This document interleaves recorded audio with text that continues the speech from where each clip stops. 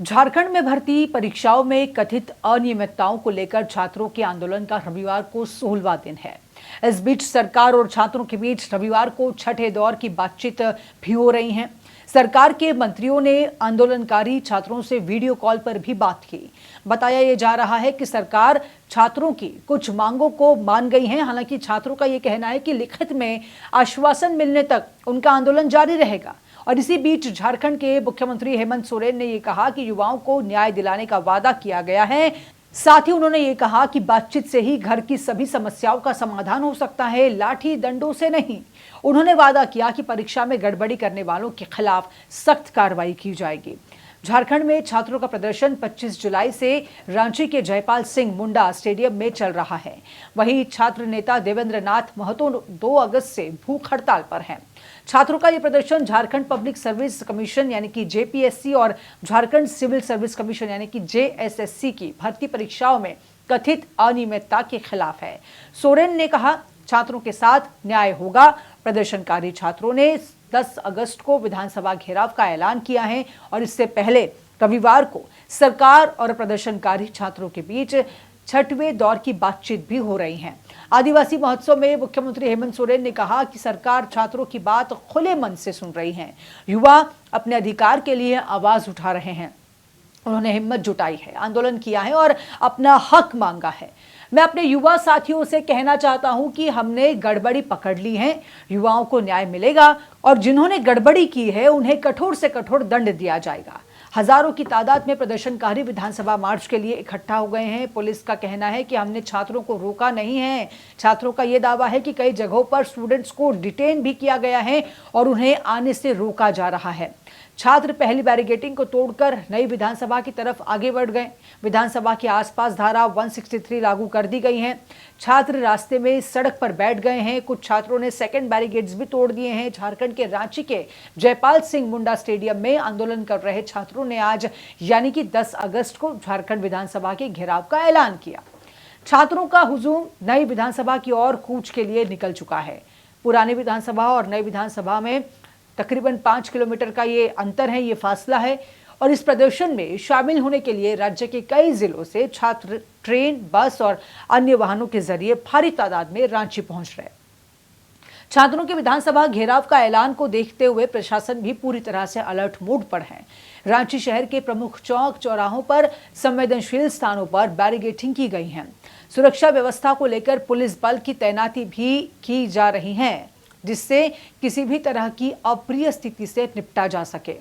कहां से शुरू होगा ये मार्च, वो भी समझ लीजिए। फिलहाल छात्र जयपाल सिंह मुंडा स्टेडियम में आंदोलन कर रहे हैं। स्टेडियम से झारखंड विधानसभा की दूरी करीब 12 किलोमीटर है। ऐसे में सभी छात्रों को एक जगह जुटाने के लिए जगन्नाथपुर थाना के पास स्थित मैदान को चुना गया है। छात्र सुबह 11 बजे तक जगन्नाथपुर थाना के पास मैदान में इकट्ठा हो गए थे। यहाँ से विधानसभा की दूरी करीब 2 किलोमीटर की थी और छात्रों का ये कहना है कि सुबह 11 बजे सभी छात्र एकजुट होकर विधानसभा की ओर कूच कर रहे थे और करने वाले हैं। सुबह 11 बजे तक छात्र जगन्नाथपुर थाना के पास मैदान में इकट्ठा हो गए। इसके बाद विधानसभा की ओर कूच करने की कोशिश उन्होंने की। विधानसभा से करीब 2 किलोमीटर पहले छात्रों का जमावड़ा करने का प्लान था और प्रशासन ने प्रमुख चौक चौराहों पर बैरिकेडिंग भी की थी। सुरक्षा व्यवस्था को देखते हुए पुलिस की तैनाती भी की गई है। लेकिन 16 दिन से चल रहा प्रोटेस्ट रांची के जयपाल सिंह मुंडा स्टेडियम में छात्रों का समूह अपनी मांगों को लेकर पिछले 16 दिनों से प्रदर्शन कर रहा है।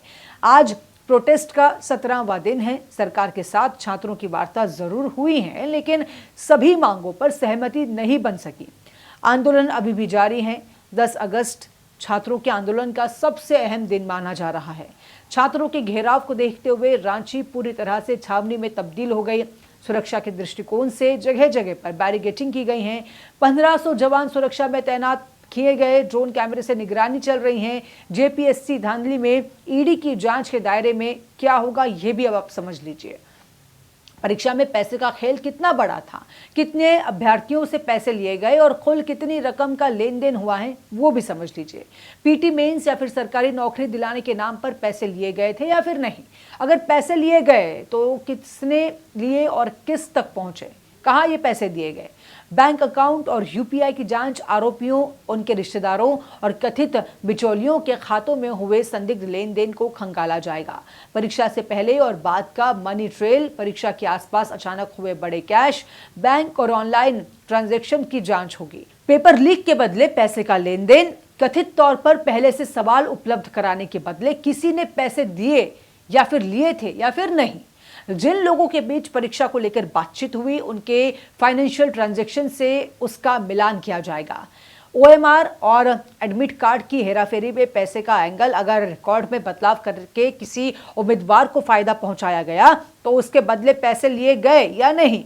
परीक्षा कराने वाली एजेंसी को मिले कॉन्ट्रैक्ट्स, पेमेंट्स, बैंक अकाउंट्स और अधिकारियों से उसके संबंधों की जांच। कैश, हवाला और बेनामी संपत्ति का एंगल, रिश्वत का पैसा कैश या फिर हवाला के जरिए इधर उधर किया गया या जमीन, मकान और सोना और कारोबार में लगाया गया। ईडी ये पता लगाएगी कि धांधली से अगर पैसा कमाया गया तो वो पैसा आखिर कहाँ गया, किसके पास गया और उससे कौन कौन सी संपत्ति बनाई गई है। तो ये आखिरकार आज जिस तरह से झारखंड में प्रोटेस्ट चल रहा है, तमाम मुद्दों को लेकर सरकार भी गंभीर है, लेकिन छात्रों का जो प्रदर्शन है वो लगातार जारी है। आगे क्या होगा ये आने वाला समय ही तय करेगा।